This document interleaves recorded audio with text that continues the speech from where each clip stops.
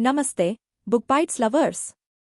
आज हम आपके लिए एक बेहद मशहूर कहानी लेकर आए हैं जो है मुंशी प्रेमचंद द्वारा लिखित कफन। यह कहानी प्रेमचंद की सबसे प्रमुख कहानियों में से एक है जो गरीबी, व्यक्ति की संवेदना और सामाजिक दुर्व्यवस्था को स्पष्ट रूप से दिखाती है।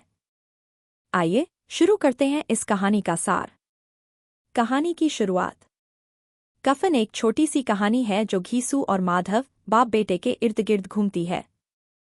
दोनों बहुत गरीब हैं और अपनी जिंदगी का गुजारा मजदूरी करके करते हैं, लेकिन काम से ज्यादा वो अपनी सुस्ती और आलस्य के लिए जाने जाते हैं। घीसू पुराने दिनों की बातें याद करता है जब एक दिन के काम के बदले उन्हें दिन भर का खाना मिल जाता था। माधव उसी सुस्ती का अनुसरण करता है और दोनों अपना समय आराम से बिताने में लगे रहते हैं। दुख भरी घड़ी। इस कहानी में एक पीड़ा भरा मोड़ तब आता है जब माधव की पत्नी, जो गर्भवती है, अपने प्रसव के समय बिस्तर पर पड़ी रहती है और कोई उसकी मदद नहीं करता। घीसू और माधव इस समस्या पर भी चिंतित नहीं होते, बल्कि वो बाहर बैठकर खूब खाते पीते हैं। माधव की पत्नी अंत में मर जाती है, लेकिन दोनों उसके मरने पर भी कोई दुख नहीं दिखाते। यही प्रेमचंद की कहानी का संवेदनशील पहलू है। गरीबी और अभाव की स्थिति इंसान की भावनाओं को भी मार देती है। कफन की तलाश। पत्नी की मृत्यु के बाद घीसू और माधव उसके लिए कफन खरीदने के लिए पैसा मांगते हैं।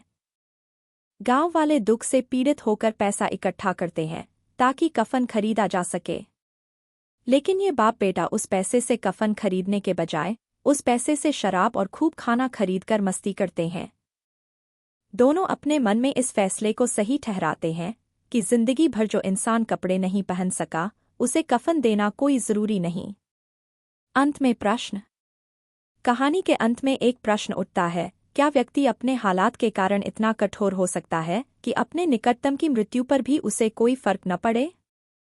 प्रेमचंद इस कहानी के माध्यम से समाज को आईना दिखाते हैं, जिसमें गरीबी और उदासीनता इंसान के मन को कैसे बदल देती है, यह स्पष्ट है। निष्कर्ष। कफन एक कठिन सत्य को सामने लाती है। गरीबी सिर्फ रोटी, कपड़ा और मकान की कमी नहीं होती, यह इंसान की मानसिक और आत्मिक संवेदनाओं को भी मार देती है। घीसू और माधव की कहानी एक संवेदनशील और कठोर सत्य को व्यक्त करती है जो प्रेमचंद ने अपने अक्षरों के माध्यम से हमारे सामने रखा है। तो यह थी मुंशी प्रेमचंद की कहानी कफन। इस कहानी ने आपको क्या सोचने पर मजबूर किया? हमें कमेंट्स में ज़रूर बताएं, और अगर आपको यह वीडियो पसंद आई हो तो लाइक करें, शेयर करें और हमारे चैनल बुक बाइट्स को सब्सक्राइब करें। मिलते हैं अगली कहानी के साथ।